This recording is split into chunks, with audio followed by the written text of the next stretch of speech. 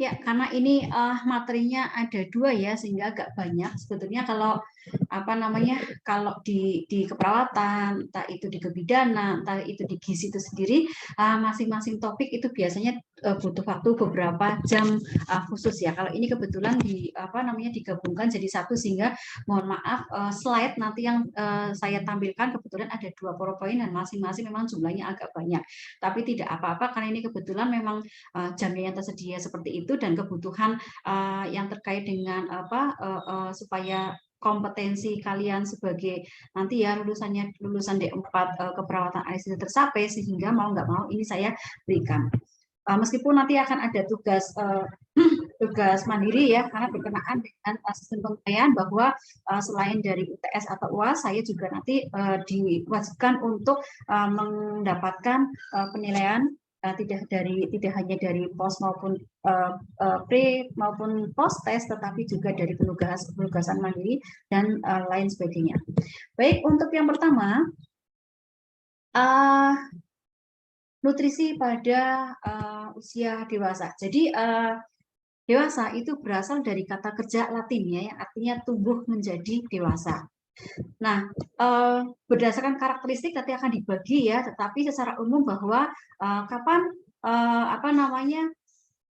seorang dianggap sebagai dewasa itu manakala dilihat dari beberapa aspek ya. Pertama terkait dengan perkembangan ini oleh teorinya Erik Erikson. Jadi kalau kalian melihat berbagai referensi terkait dengan perkembangan masa atau usia dewasa, di situ Erik Erikson menyebutkan bahwa pembagian seorang dewasa itu dibagi menjadi 3. Pertama adalah dewasa awal, dewasa madya, dan dewasa akhir.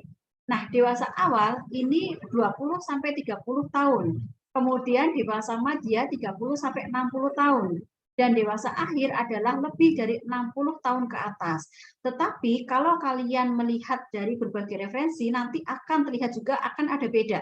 Ya, kalau Erikson menyebutkan bahwa dewasa awal menyebutkan memulai dari 20 tahun, tetapi nanti ada beberapa referensi yang menyebutkan bahwa dewasa awal itu dimulai dari usia 18. Begitu ya, jadi nanti tergantung. Saya tidak akan menyalahkan ya kalau kalian nanti suatu saat membuat karya tulis atau tesis atau skripsi, kemudian kalian mungkin agak beda dengan apa yang saya sampaikan, karena yang sepanjang teori atau artikel atau textbook yang kalian gunakan itu bisa dipertanggungjawabkan, berarti itu masih bisa layak untuk dipergunakan, gitu ya.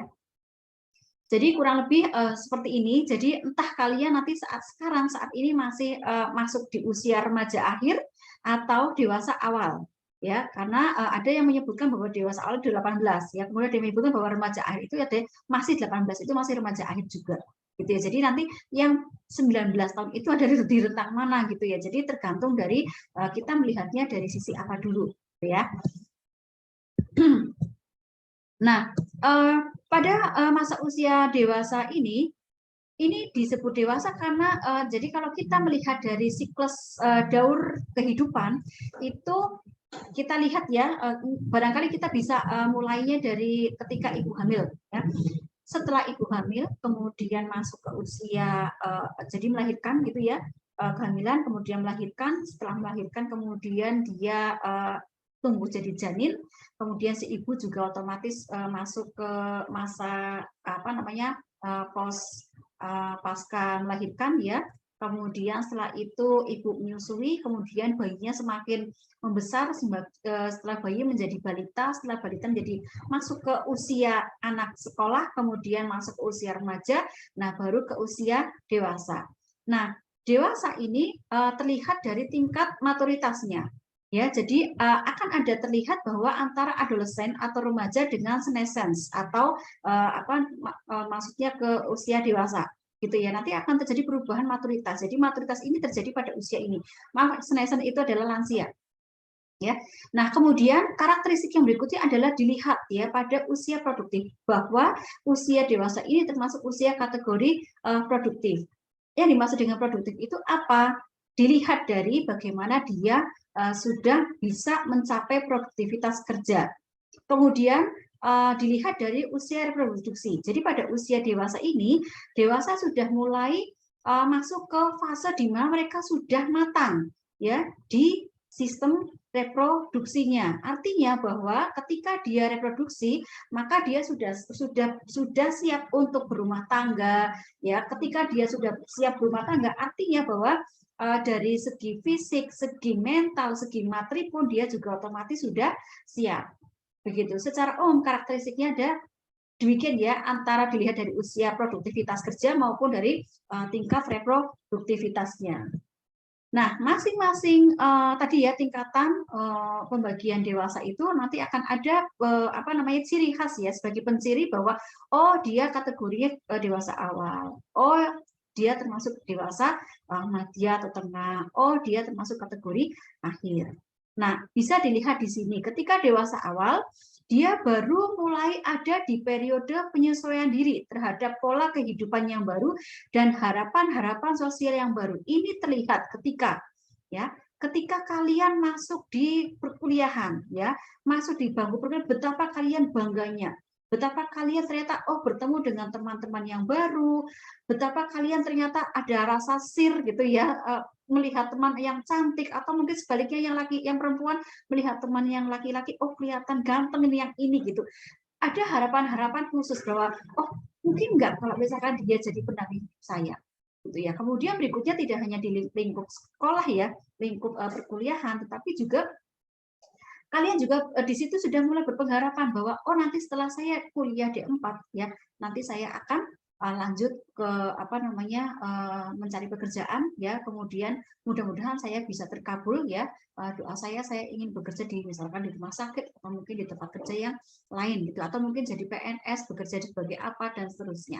Jadi ada banyak sekali harapan-harapan yang muncul pada saat dewasa awal, yang ini lebih suasananya akan agak beda dengan ketika dia masih usia remaja. Kalau remaja itu masih punya bayangan apa nih, masih ambiar gitu ya, masih belum pasti. Tapi kalau ketika dewasa kita sudah punya kemantapan ini.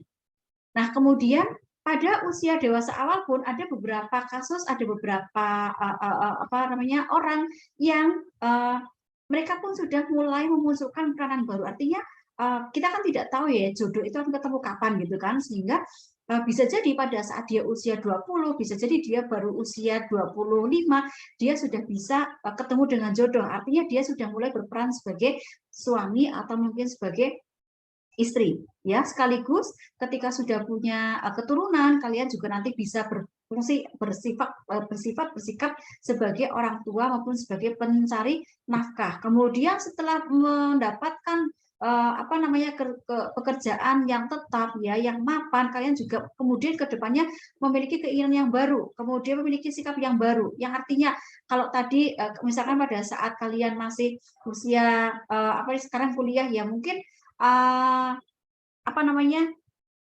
kacamatanya harga 300 ribuan deh, nggak ada masalah gitu ya.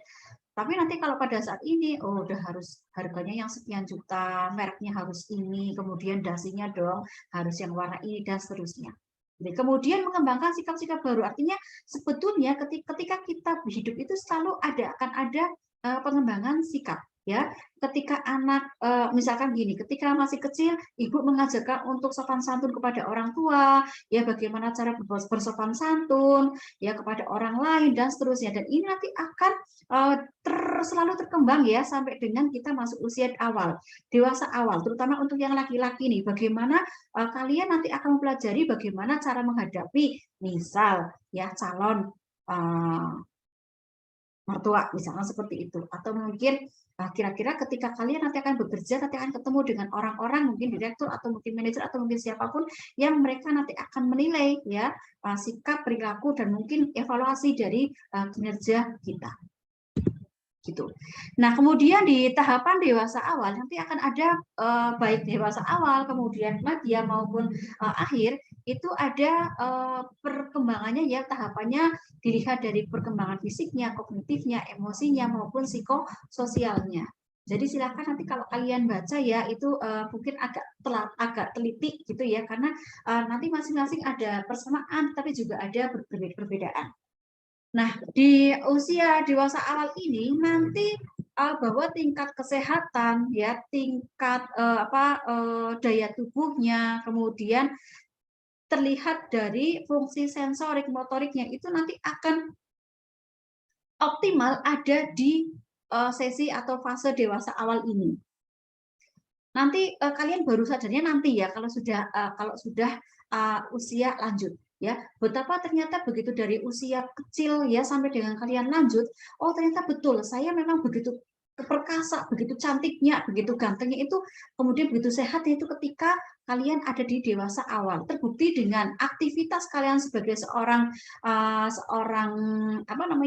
mahasiswa itu luar biasa ya. Kalian mungkin selama ini sama dari dikasih pekerjaan rumah gitu ya, atau mungkin tugas-tugas yang lain, atau mungkin karena ini keperawatan ya biasanya memang akan ketemu dengan asuhan keperawatan yang sedemikian detailnya gitu ya. Kemudian juga ada kegiatan-kegiatan ekstrakurikuler yang ada di kampus saja itu memang luar biasa banyaknya, tapi kalian juga tetap bisa mengikuti semuanya itu meskipun ada beberapa yang mungkin yang keluh kesah, tetapi itu tidak menunjukkan bahwa ternyata tingkat kesehatannya terjadi penurunan, tidak ya. Itu hanya karena biasanya untuk kita menerima sekian banyak hujaman ya, hujaman dari berbagai kegiatan yang tiba-tiba muncul dari yang tidak seperti biasanya ketika kita masih usia SMA. Nah, pada perkembangan kognitif ya dewasa awal ini masuk di operasional formal. Kemudian juga ada menyebutkan post formal reasoning. Nah, sebetulnya ini hampir mirip ya, operasional formal kemudian post formal reasoning. Jadi intinya bahwa kalian sekarang sudah memandang sesuatu dengan cara gamblang, ya, kemudian dengan rasional, gitu ya. Ketika terjadi A, pasti ada sebabnya. Ketika ada sebab, pasti nanti akan terjadi sebab. Jadi kalian menggunakan gambaran-gambaran hidup seperti itu, ya. Kenapa kamu diputus sama ceweknya? Oh, jangan-jangan kamu atau mungkin jangan-jangan si pacarnya seperti ini. Coba kita lihat ya, coba kita lihat dulu, kita buktikan bahwa ternyata siapa sebetulnya yang salah gitu ya. Jadi kalian nanti akan membuat riset kecil-kecilan atas itu. Jadi artinya bahwa kalian nanti akan melakukan sesuatu itu berdasarkan dari reason. Nah, kemudian dilihat dari perkembangan emosinya. Nah, kondisi emosionalnya masih tidak terkendali. Jadi hampir mirip dengan remaja ya, tetapi ketika dewasa awal ya kalian masih menampakkan sisa-sisa dari masa remajanya. Jadi kondisi emosionalnya masih belum stabil ya. Ketika keinginannya saya harus punya iPhone gitu ya, misalkan yang dua-dua atau mungkin yang mana gitu ya. Nah, itu ya sebenarnya suatu keharusan gitu ya. Pokoknya misalnya saya nggak terima kalau pacar saya misalkan direbut sama kamu, dan seterusnya ya. Jadi masih suka bertengkar dan lain sebagainya. Kemudian gampang resah, gampang memberontak terutama ke orang tua ya. Kemudian terutama mungkin barangkali ke dosen atau mungkin ke siapapun dia gitu ya, yang dianggap berseberangan ya dengan kalian. Biasanya seperti itu ya. Kemudian mudah tegang dan mudah khawatir. Nanti kira-kira kalau misalkan saya sudah selesai, saya kira-kira bisa apa enggak ya bekerja sebagai apa ya, atau mungkin bisa mendapatkan pekerjaan atau tidak gitu. Jadi masih gampang khawatir. Nah, kemudian secara perkembangan sosialnya ini masuk ke tahap ke-6. Jadi di psikososial itu ada sekian tahapan ya, dan untuk dewasa awal ini masuk ke tahap 6, yaitu keintiman maupun ya isolasi intim. Jadi kalian sudah mulai membina hubungan, kalian sudah mulai merasa dekat dengan seseorang. Kemudian mungkin sebaliknya kalian juga ada mengisolasi diri gitu. Ada beberapa kondisi di mana seseorang dewasa awal itu malah justru sebaliknya tidak melakukan keintiman ya dengan seseorang, tapi malah mengisolasi diri dari hal-hal yang tidak hanya seseorang, tapi juga dari hal-hal yang menurut dia dianggap sebagai sesuatu yang memang enggak banget gitu ya, gitu. Tetapi sebetulnya bahwa kaitannya dengan sosial, antara keintiman dengan isolasi ini harus seimbang, sehingga nanti pada akhirnya menimbulkan rasa positif, yaitu rasa cinta. Cintanya itu tidak hanya kepada seseorang, tetapi juga secara luas kepada siapapun, kepada apapun, ya, termasuk kepada barang-barang yang kita miliki. Gitu. Nah, kemudian Sebagai seorang dewasa awal, tugas perkembangannya ada beberapa. Pertama adalah mulai bekerja, kemudian memilih pasangan hidup, gitu ya. Jadi dari apa yang sudah saya ceritakan ya, dari beberapa tahapan perkembangan tadi, secara umum tugasnya adalah kalian seperti itu ya. Kemudian belajar hidup dengan suami atau istri kalau yang sudah, kemudian mulai membentuk keluarga bagi yang akan. Kemudian kalau yang sudah berumah tangga, maka tugasnya adalah mengasuh anak. Sebagai suami, ya mungkin harus mengemudikan rumah tangga. Sebagai seorang istri, harus mengelola rumah tangga. Ya, kemudian juga sebagai warga negara yang baik, maka harus menerima atau mengambil tanggung jawab sebagai seorang warga negara. Atau juga untuk menemukan kelompok sosial yang menyenangkan. Jadi pada saat usia dewasa awal ini, ya kalian nanti akan menemukan teman-teman ya baik yang sebaya atau mungkin dari kelompok-kelompok tertentu yang ternyata bagi kalian dalam hal menyenangkan, dan ini nanti akan kalian teruskan nanti pada saat dewasa, madya, dan seterusnya.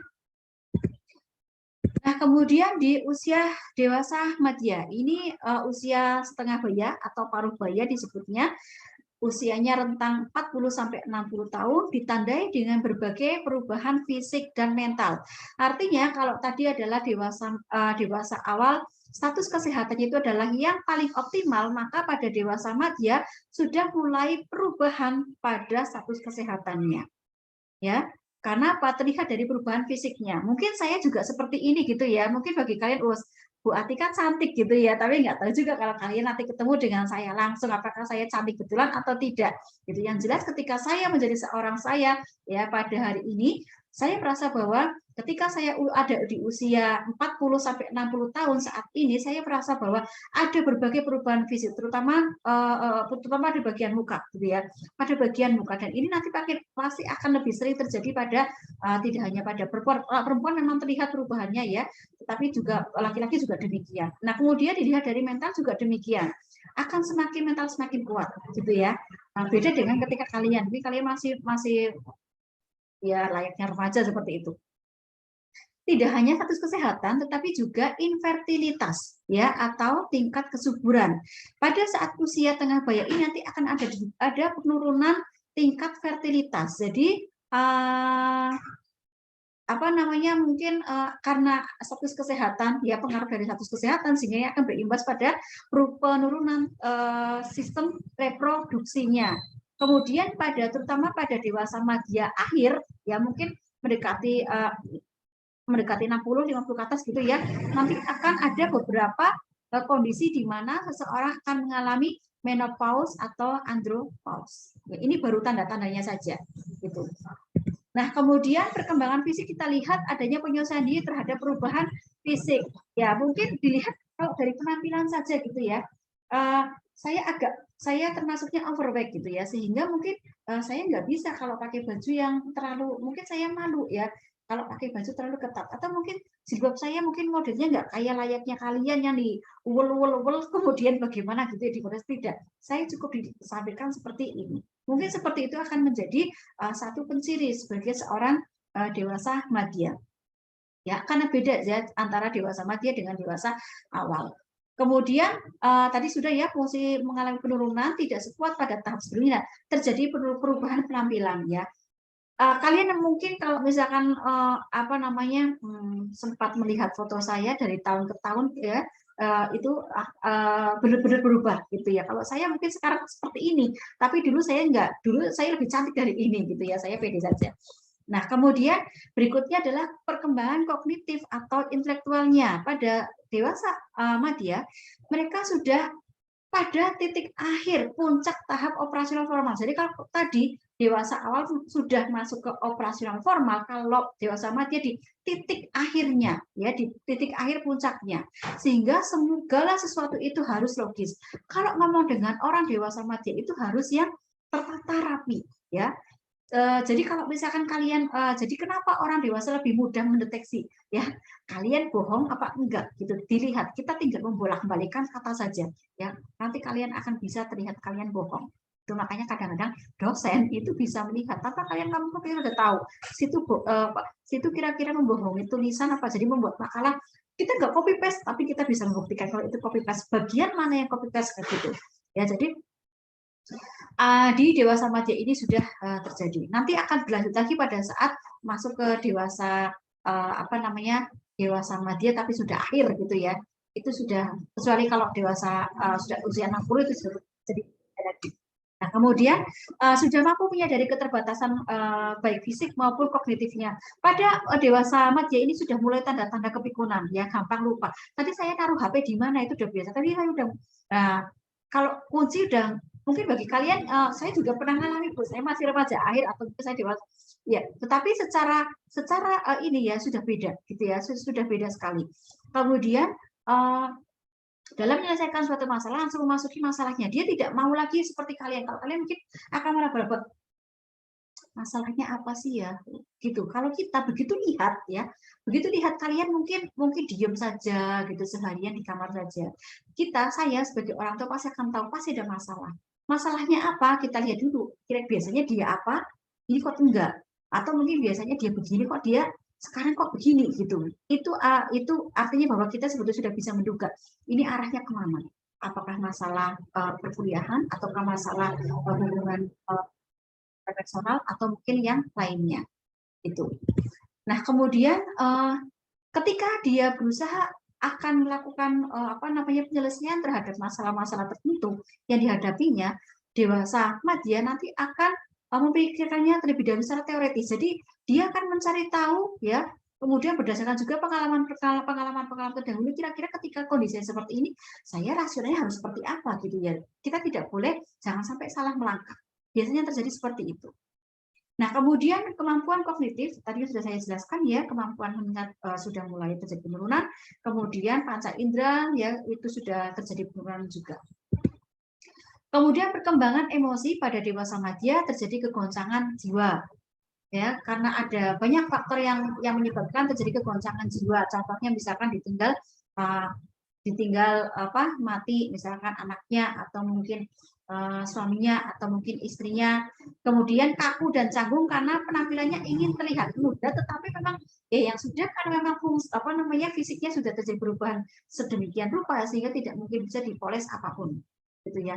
Kemudian lebih bersifat introvert gitu ya, jarang, kecuali kasus-kasus tertentu ya, ada yang orang dewasa madya tetapi dia masih terlihat ekstrovert. Kemudian proses penyesuaian dan penyeimbang serta meningkatnya penghayatan beragama. Jadi pada saat usia dewasa madya mereka sudah mulai menyeimbangkan diri.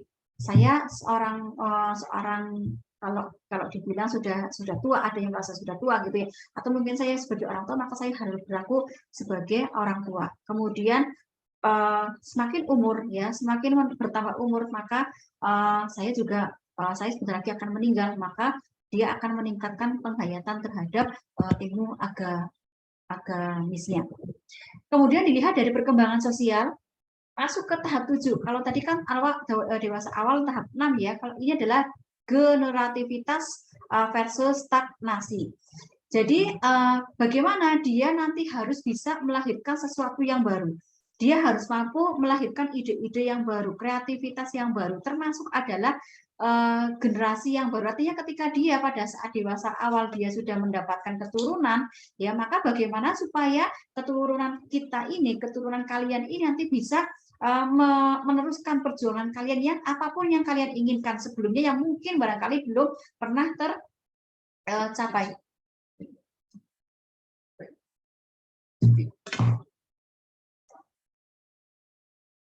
Kemudian stagnasi ya untuk mendapatkan nilai positif.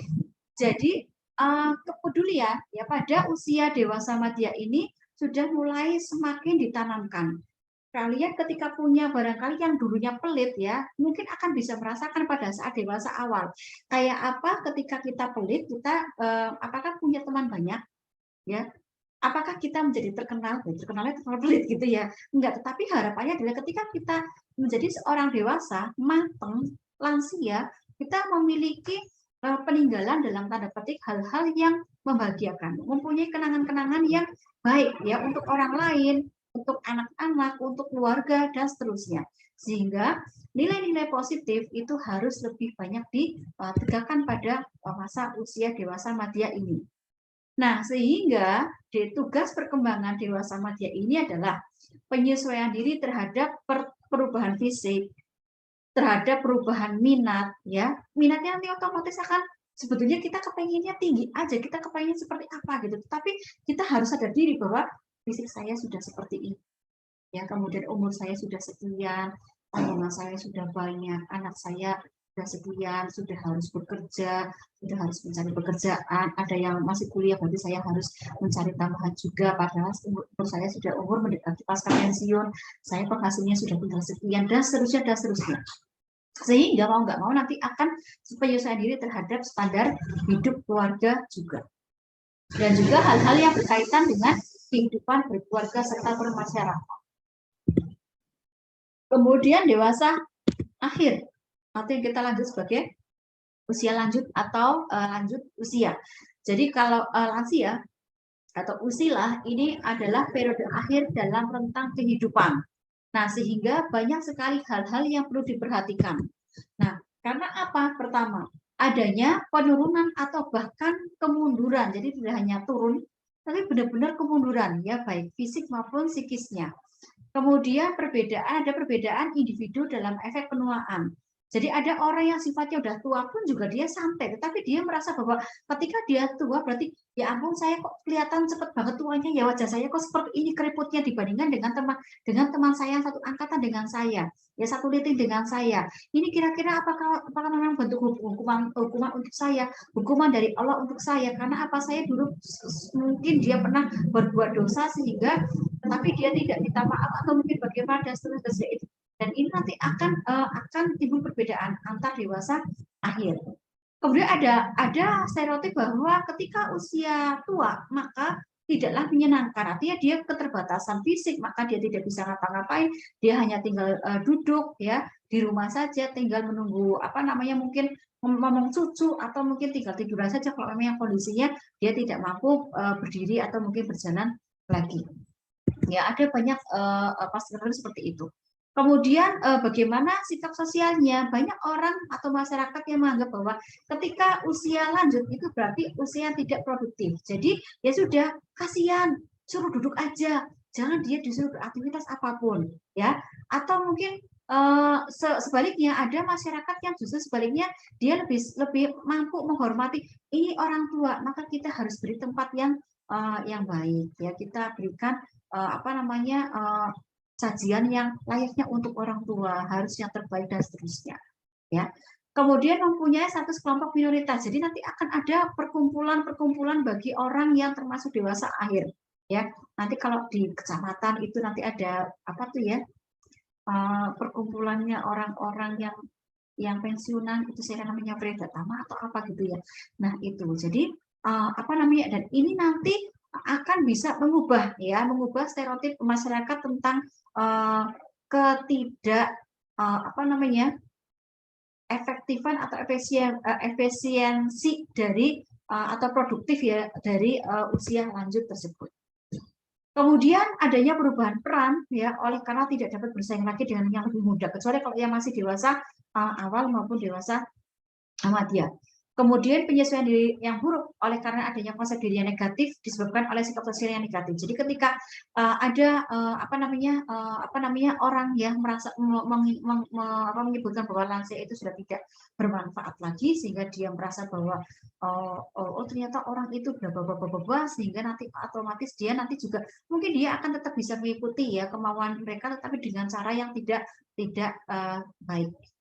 Kemudian adanya keinginan untuk menjadi muda kembali. Jadi pada orang layaknya ini ya secara umum bahwa usia lanjut pasti kebanyakan mereka lebih banyak mengarang ya, mengarang indah ya. Andaikan saya masih begini, atau mungkin bahkan mungkin tidak ditunjukkan dengan kata andaikan saya masih muda gitu ya, saya akan bisa tidak, tetapi juga akan ditunjukkan bahwa dulu ya waktu saya masih muda usia sekian saya jago apa. Nah, itu sebetulnya tanda-tanda bahwa dia sebetulnya punya keinginan untuk menjadi muda kembali, sehingga berbagai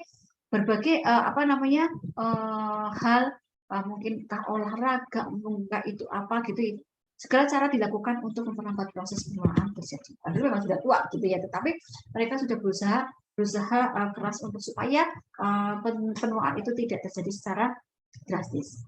Nah, kemudian tahapan perkembangan dewasa ini ada baik fisik ya. Nah, kalau dilihat dari fisiknya jelas terjadi kemunduran ya. Sama pada bagian kepala, kepala semakin lebih kecil, tubuhnya bisa semakin besar, bisa semakin kecil, ya tergantung ya dari satu sisi awalnya. Kemudian bagaimana daerah persendirian semakin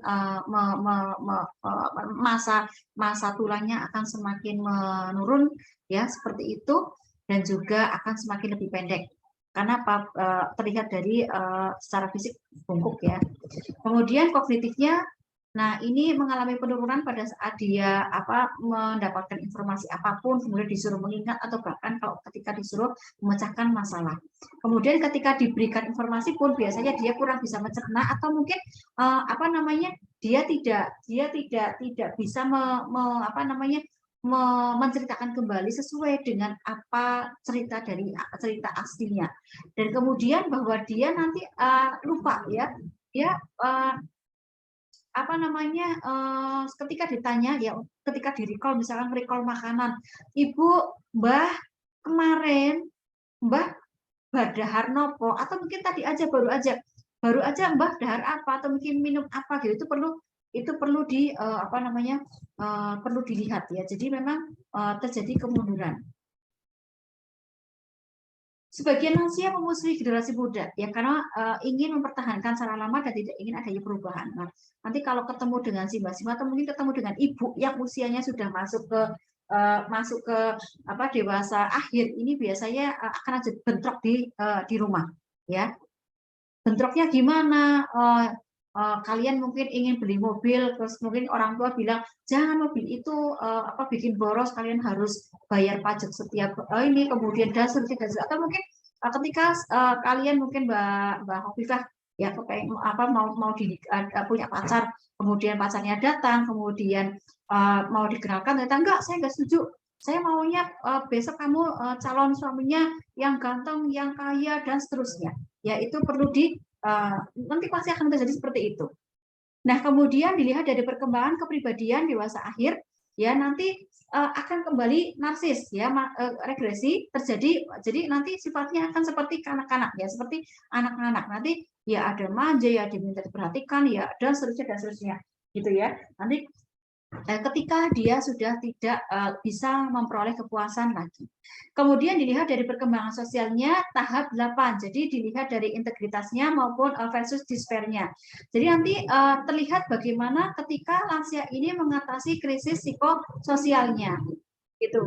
Nah, nanti ini nanti akan akan terlihat ketika dia tidak bisa mendapatkan kepuasannya, maka yang terlihat adalah dia nanti akan semakin gampang lupa, kemudian sulit ya untuk mendapatkan hal-hal yang baru, tidak tahan dengan tekanan-tekanan terutama dari generasi yang baru, dan juga keyakinan-keyakinan yang terlalu tua untuk mengerjakan hal-hal tertentu.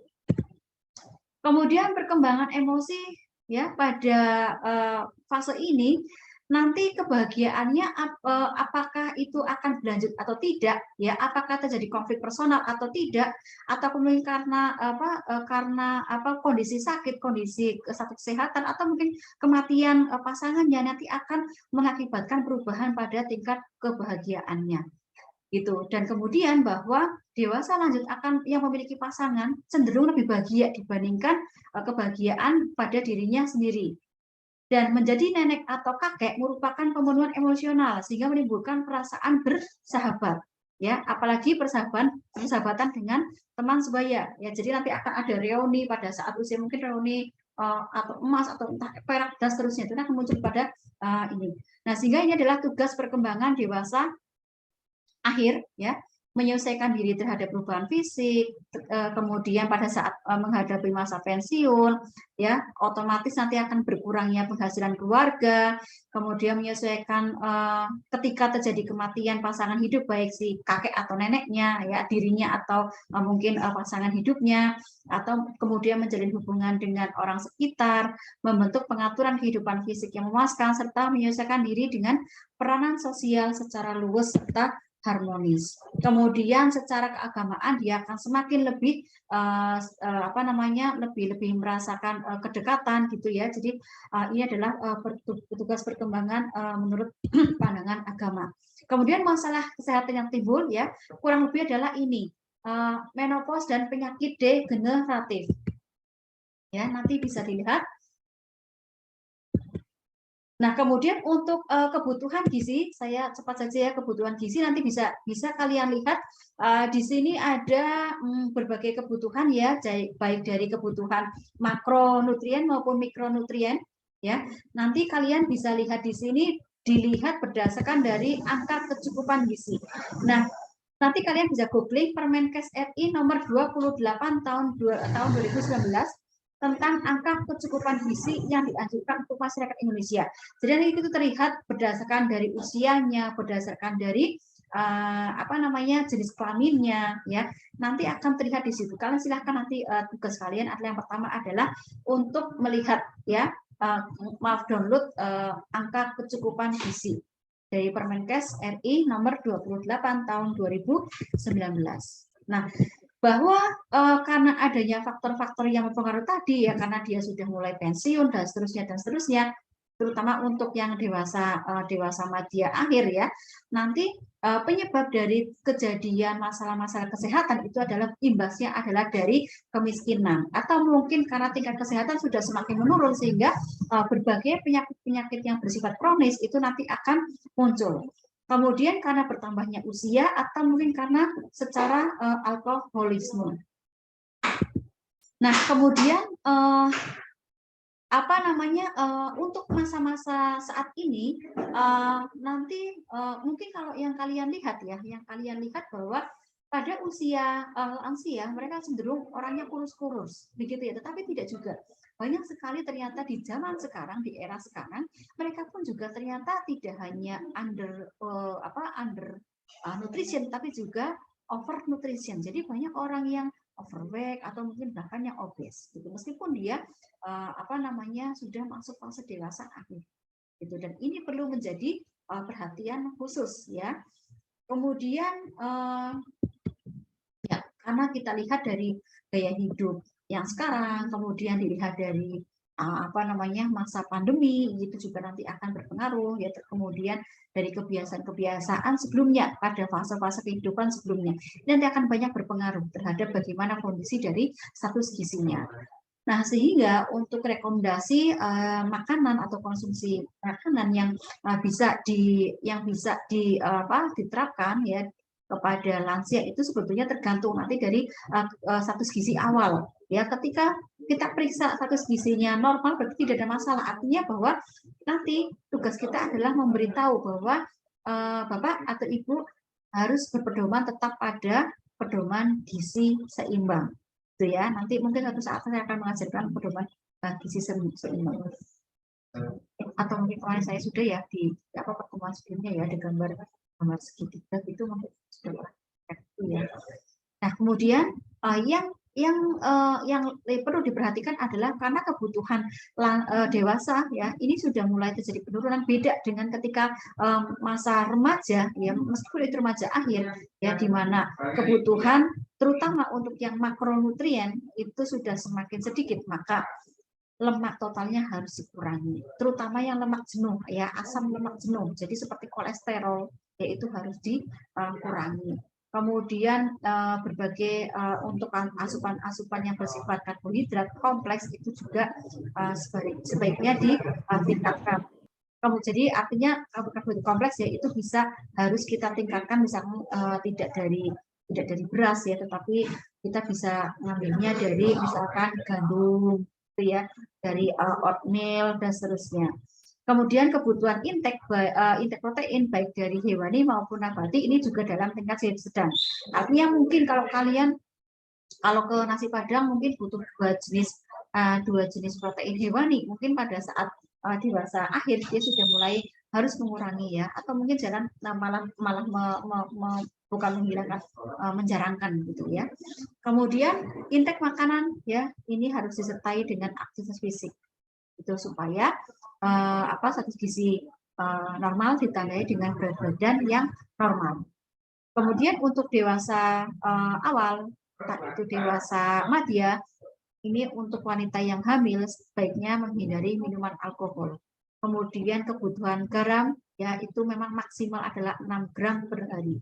Itu untuk usia dewasa. Kemudian intake kalsium juga harus diperhatikan mengingat pada saat dewasa akhir nanti akan terjadi proses penurunan sedikit demi sedikit pada tadi yang disebutkan pada daerah persendian maupun pertulangan. Kemudian hindari penggunaan suplemen kecuali kalau memang sudah tidak bisa lagi di backup dari sumber-sumber bahan-bahan makanan yang bersifat harian.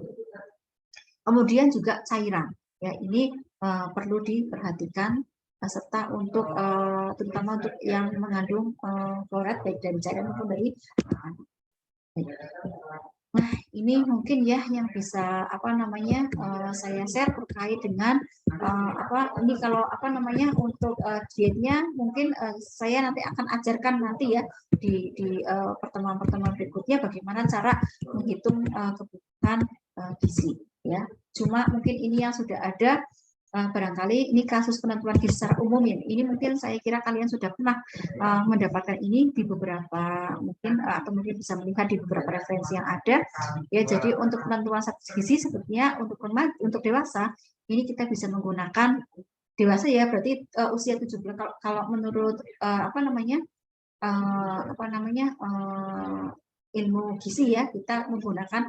Jadi kalau yang usianya sudah 17 tahun ke atas kita bisa menggunakan rumus ini. Jadi ini bisa kalian coba ya masing-masing sebetulnya status gizi kalian saat ini ada di status gizi apa? Apakah normal, apakah gemuk, apakah kurus, atau memang kurus sekali atau mungkin gemuk sekali atau obes. Ya, jadi kita bisa menggunakan rumus ini. IMT sama dengan BB per TB kuadrat, di mana BB-nya dalam kilogram, kemudian satuan kilogram, kemudian TB-nya dalam satuan meter. Jadi kalau kalian sudah tahu tinggi badannya misalkan 160, maka 160 cm ya, maka ketika kita masukkan ke sini jangan sampai salah. Ya, jangan sampai yang dimasukkan adalah 160 dikuadratkan. Ya, tetapi adalah 1,6 dikuadratkan. Itu karena kalau misalkan tetap tidak diubah dalam meter nanti kita tidak akan bisa mendapatkan IMT yang sebenarnya. Itu ya. Jadi nanti untuk kebutuhan gizi juga nanti saya akan berikan di pertemuan yang akan datang. Itu kemudian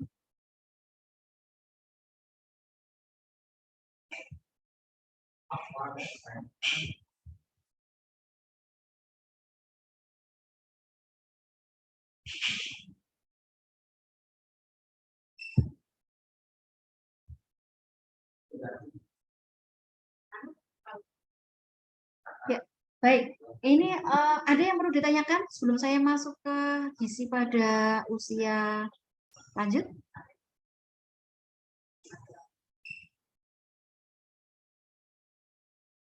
Belum ada, Bu. Belum ada ya, baik bisa saya lanjutkan ya. Ya, jadi kalau tadi dewasa akhir ya, sampai dengan usia 60, maka lansia ini kita sebut ketika seseorang sudah lebih dari 60. Ya, tetapi lagi-lagi kita akan bertemu dengan berbagai referensi yang menyebutkan atau mendefinisikan atau membuat batasan terkait dengan kapan seorang disebut sebagai usia lanjut atau lanjut usia ya, itu tergantung ya. Jadi setiap negara itu akan memiliki berbeda-beda, setiap departemen pun juga berbeda-beda ya. Kemudian bisa dilihat di sini ketika Indonesia disebut lansia, oke, ya lebih dari 60 tahun. Tapi ketika dilihat dari masa kerja, maka seorang disebut lansia ketika sudah masuk usia pensiun. Ya, jadi usia lebih dari 56 tahun. Padahal secara tadi ya kategori usia perkembangan itu usia 56 tahun itu masih termasuk kategori dewasa akhir gitu ya. Nah, tetapi kemudian di bawahnya ada Durmin, ada Munro itu menyebutkan memang ketika seorang lansia itu ketika usianya sudah lebih dari 60 tahun. Gitu. Baik.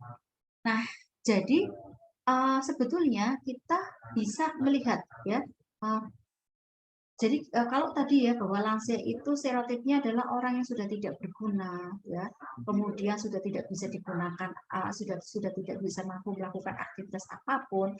Tetapi ini pun juga ternyata sebagai satu ya tolak ukur bagi kemajuan suatu bangsa. Dilihat dari harapan hidup penduduknya.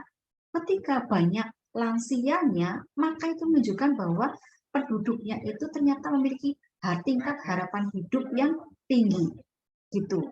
Nah, Indonesia ya diproyeksikan pada tahun 2000 saat itu dapat mencapai usia orangnya ya bisa mencapai usia harapan hidup lebih dari 70 tahun. Artinya bahwa ternyata Indonesia juga sudah termasuk negara berkembang OTW menuju apa namanya negara yang maju gitu. Dan seterusnya ini dari negara yang lama ya gitu. Baik, nah kita masuk ke definisi. Ya, jadi apakah kita minta bahwa kita nantinya akan tua? Enggak. Menua itu datang sendirinya, ya. Kita tidak akan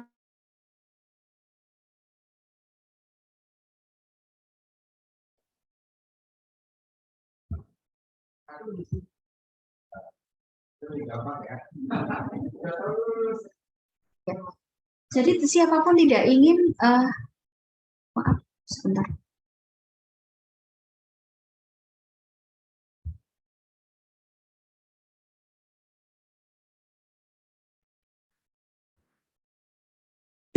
Siapapun tidak ingin menjadi tua, apalagi penuaan dini. Ya, tetapi menua ini memang sudah proses alamiah. Jadi udah dari sana ya sendiri gitu ya. Apa namanya? Apa kemampuan ya kemampuan fisik, kemampuan tubuh kita secara umum ya, mentalnya, psikososial itu akan terjadi penurunan itu. Nah, menua ini definisi ada beberapa ya. Yang pertama adalah bahwa proses menghilangnya kemampuan jaringan ya untuk memperbaiki diri, untuk mempertahankan struktur dan fungsi normal tubuhnya sehingga tidak dapat bertahan terhadap jejas. Artinya kalau jejas itu berarti seperti kuman, bakteri dan seterusnya yang bersifat infeksius gitu ya. Kemudian bahwa pada masa ini nanti secara progres ya seseorang akan mengalami penurunan atau kehilangan bahkan daya tahan tubuhnya. Artinya dia nanti akan gampang untuk apa namanya terkena penyakit sehingga akan mudah ya terjadi perubahan pada status gizinya. Nah, pada usia lansia ini ya ini mereka akan lebih gangguannya itu ke arah metabolik ya, proses metabolisme terganggu, kemudian dilihat dari strukturnya ya dari organ-organ tubuh yang terkena itu juga nanti akan jadi gangguan yang disebut sebagai penyakit degeneratif. Jadi D itu menurun, generatif artinya generasi menerus, artinya dia tidak akan bisa melakukan maju ke depan, tapi dia malah justru sebaliknya akan mundur ke belakang gitu. Jadi makanya ketika orang misalkan kita tahu ya berbagai jenis penyakit degeneratif seperti hipertensi, aterosklerosis, ada diabetes mellitus, ada penyakit jantung bawaan, ada penyakit jantung gitu ya, kemudian ada apa namanya kanker dan seterusnya, ya kemudian ada stroke dan seterusnya. Itu termasuk contoh dari penyakit degeneratif. Dan ini ya maka kenapa sih ada orang yang sudah nggak cepat mati, bukan berarti artinya kenapa mesti perlu diobati karena ini memang sudah dari sana tidak, tapi ini juga meskipun D itu terjadi penurunan, tetapi artinya kita bisa memang terjadi penurunan fungsi, tetapi artinya kita sudah tidak bisa lagi memperbaikinya lagi, tapi setidaknya kita berusaha untuk supaya jalannya mereka mengalami penurunan ya itu pelan-pelan, artinya jangan sampai drastis dia tiba-tiba langsung positif plus ya, artinya dia sampai dengan ke ujung kematian, itu tidak seperti itu. Kita berusaha sedemikian rupa siapa tahu dia pelan-pelan ya dia tetap stabil tingkat kesehatan. Nah, begitu. Kemudian ada beberapa teori proses terjadinya penuaan ya. Pertama adalah teori genetic clock. Kalau genetic clock kita bayangkan adalah jam ya. Jam itu kan berarah arahnya kan ke kanan. Jadi ke kanan jalan terus sampai dengan nanti ke angka 12 lagi, kemudian ke kanan lagi, ke kiri dan seterusnya sampai dengan ke atas lagi. Nah, itu baru kehidupan yang sempurna gitu. Tetapi manakala ya ketika dia sudah masuk ke fase lansia, maka dia kemungkinan akan berhenti mungkin di angka 40, maaf 4 gitu ya, ke angka 4 atau mungkin hanya sampai dengan atau mungkin di angka menunjukkan jam ke 9 atau mungkin ke 11 dan seterusnya. Ketika itu terjadi penghentian di satu titik tertentu, artinya bahwa ya sudah dia sudah meninggal.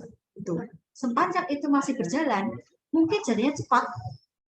Bayangkan aja kalau misalkan jam dikasih batu ya, batu baterai ya kan. Kalau batu baterai itu kalau sudah semakin lama pasti akan semakin kalau bahasa Tegal itu soak gitu ya, soak itu sudah mulai bagaimana gitu ya, sudah mulai penurunan gitu ya, sehingga nanti pada akhirnya juga ketika sudah aus ya, sudah semakin aus, maka otomatis batu baterai itu akan menghentikan ya. Ketika berhenti maka orang tersebut sudah meninggal dunia. Begitu. Dan ini adalah susunan rekor tentang hidup ya. Ini hanya kutipan saja. Kemudian ada beberapa data tentang usia harapan hidup yang tertinggi. Saya nggak tahu sekarang ada di mana, di Jepang atau di mana gitu ya. Yang jelas sebenarnya di Indonesia pun juga ada ya usia harapan hidup sampai dengan bahkan ada yang terlihat sampai dengan 1 itu hanya beberapa saja. Ini diambil secara umum saja. Kemudian yang kedua adalah mutasi somatik atau teori error katastrof, ya, bahwa yang menjadi penyebab terjadinya mutasi somatik, mutasi yang ada di dalam tubuh itu adalah karena faktor lingkungan. Jadi karena mungkin lingkungannya kotor, sanitasinya jelek, mungkin karena banyaknya radiasi atau mungkin paparan-paparan zat kimia yang lain, ya, atau mungkin cemaran yang lain, ini nantinya bersifat karsinogenik, itu nanti akan bisa memperpendek umur. Kemudian dan ini nanti akan ada hubungannya dengan perubahan pada sistem DNA tubuh. Nah, kemudian yang berikutnya nanti ya akan terjadi perubahan DNA ya. Kemudian yang ketiga adalah rusaknya sistem imun tubuh. Nah, ini juga karena adanya pada usia ini akan terjadi penurunan pada kemampuan sistem imun tubuh. Tadi dari awal sudah dewasa pun sudah terlihat bahwa dia akan terjadi penurunan pada sistem imun tubuh. Dan ini disebabkan karena terjadinya kelainan-kelainan pada antigen permukaan sel tubuh. Sehingga kemungkinan akan ada terjadinya autoimun, adanya berbagai reaksi-reaksi yang bersifat antigen atau antibody ya, sehingga nanti adanya ini nanti akan terjadi penurunan pada proses penuaan, kemudian daya serang terhadap tubuh juga akan mengalami peningkatan, sehingga dengan adanya imunitas yang rendah nanti otomatis dengan adanya serangan sel-sel yang lain itu nanti akan menurunkan, menyusutkan jumlah umur. Kemudian yang keempat adalah kerusakan akibat radikal bebas. Lihat sama ya, tentu saja akan bereaksi dengan DNA asam lemak tidak jenuh atau mungkin dengan yang lain. Dan untuk penangkalan ini di dalam tubuh itu ada beberapa enzim ya, ini ada bisa dilihat di sini. Kemudian juga radikal bebas nanti akan bisa dinetralkan dengan berbagai zat-zat gizi yang merupakan senyawa non enzimatik. Ada vitamin C, vitamin A, vitamin E. Itu. Kemudian yang berikutnya adalah teori menua akibat metabolisme.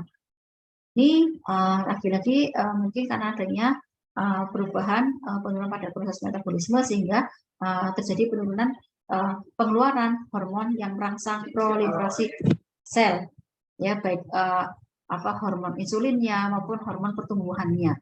Gitu. Makanya banyak pada usia ini mereka sakit karena mungkin diabetes dan seterusnya karena adanya seperti ini, ya, hormon insulinnya, ya,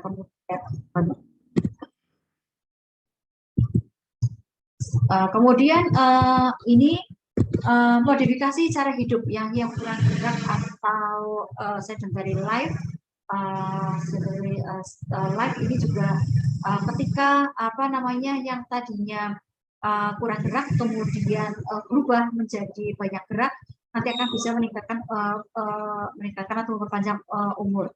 Tetapi sebaliknya ketika biasa gerak tiba-tiba kurang gerak nanti akan memperpendek umur. Dan ini bisa dilihat dari dari hasil hewan uji coba.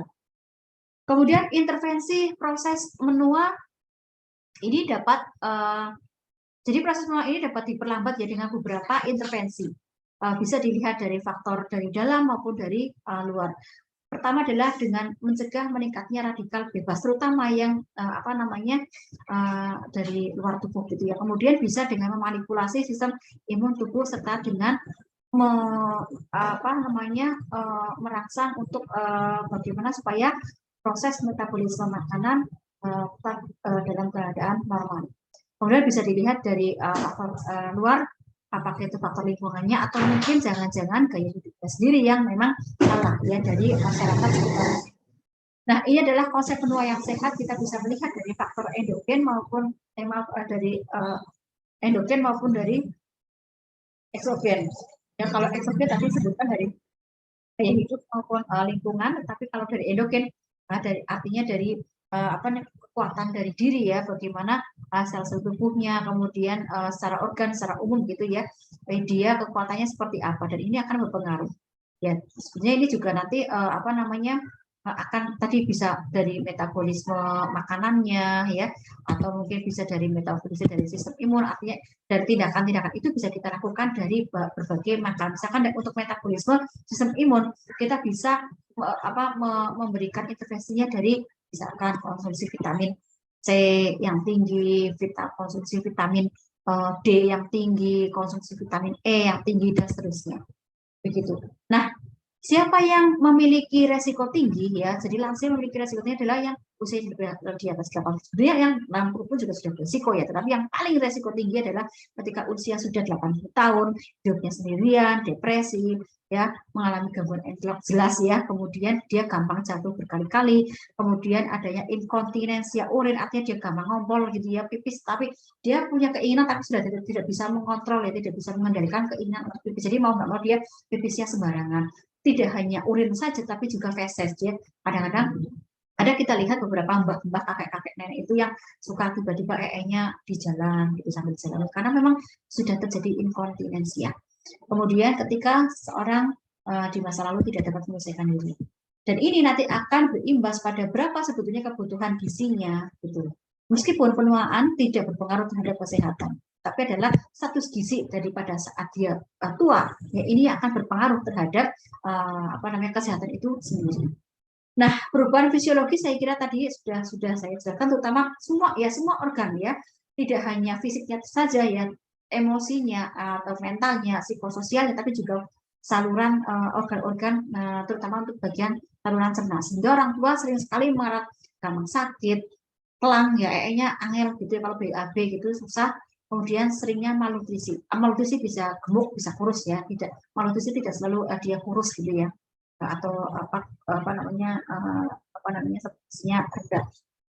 Kemudian berbagai komposisi tubuh ya, ototnya, kemudian massa tulangnya, massa lemaknya, ya kemudian ototnya juga, ginjalnya juga, hatinya iya, parunya juga iya, kemudian massa tulangnya juga mengalami penurunan, terus saluran cerna makanya juga iya terjadi perubahan, makanya lansia sering itu gitu ya, sering mengeluarkan sering mengeluarkan cairan gitu ya, tiba-tiba kepengen cik gitu ya, saya gitu. Kemudian kadang-kadang bau nafasnya juga sudah nggak enak lagi gitu ya, kemudian dia sudah tidak bisa lagi merasakan ini manis, ini asin, ini pedas ya, ini asin, ini manis, ini pahit, dan seterusnya.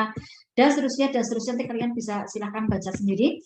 Kemudian pada bagian sistem endokrin juga demikian ya, testosteronnya sudah mengalami penurunan, estrogennya juga iya, makanya ada resiko menopause, andropause itu kemudian terjadi. Kemudian pada sistem pernapasan juga demikian, sudah mengalami pendek gitu ya, nafasnya sudah mengalami pendek.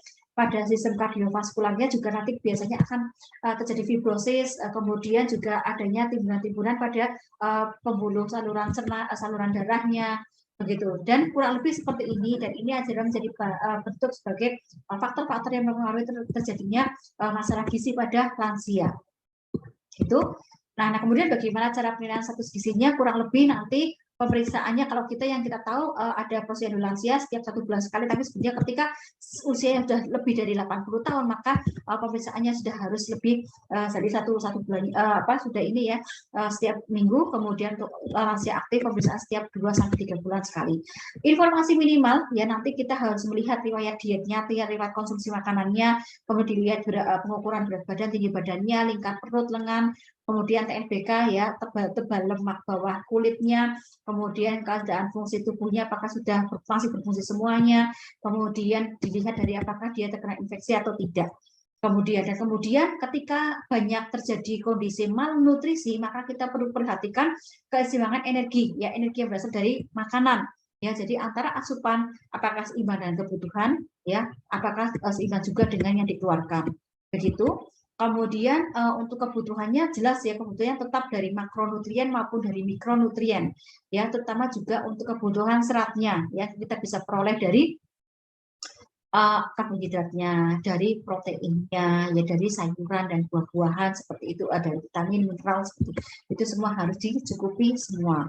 Nah, berapa nanti apa namanya kebutuhannya lagi-lagi akan saya terangkan di akhir ya, nanti di lain kesempatan. Yang jelas ini kan budgetnya harus yang kompleks, proteinnya juga harus yang cukup ya, baik hewani maupun nabati, lemaknya juga asam lemak jenuh harus dikurangi, kemudian tinggikan ya, kemudian juga air, kemudian serat. Ya, jadi ini tadi sudah disebutkan dan ini adalah berbagai masalah gizi yang timbul ya, baik itu dia mereka kondisi gizi lebih maupun gizi kurang. Nanti ini masing-masing silakan dipelajari sendiri. Ketika kondisi lansia seperti ini maka akan terjadi perubahan pola makan seperti apa dan status gizi yang mungkin akan terjadi seperti apa. Oke. Mungkin itu saja yang bisa saya saya sampaikan. Mohon maaf sekali ini saya tidak bisa detail saya sampaikan.